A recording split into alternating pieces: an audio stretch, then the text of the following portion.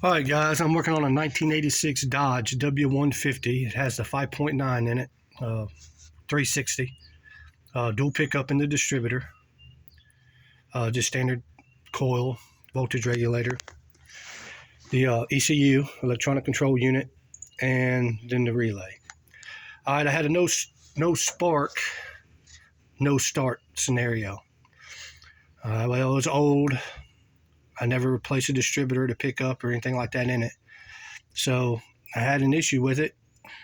Got to doing it. I bought a new coil, new wires, new plugs, put all in there, still no spark. Looked at the pickup was original, looked bad. Got to looking at it, pulled the distributor out, and it was bad. Had a bad plate in it. There was a lot of wiggle room in there, a lot of play side to side, back and forth, and it was, you can see it was wiggling real bad right there. A lot of play was hitting my start and my run for air gap. So I got a new distributor. All right. Got a new distributor. Well, I put the new distributor in there. Everything where it's supposed to be, new ECU, still no spark. Well, if you'll see this relay right here, I don't know if you can see it well, but it's a relay right there. That controls the start and the run in a dual pickup model. It controls it. I had power going from the ignition to those wires. So I went ahead and ordered that relay.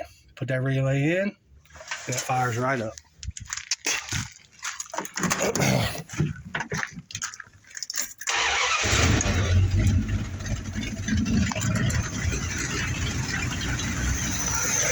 Put it in and it fires right up on that relay. So a $30 relay is all it was. I even bought a new ignition switch for it. Thought the ignition switch may have been bad, but that wasn't it. But I'm going to keep it because it's going to come in handy later on, being an old vehicle.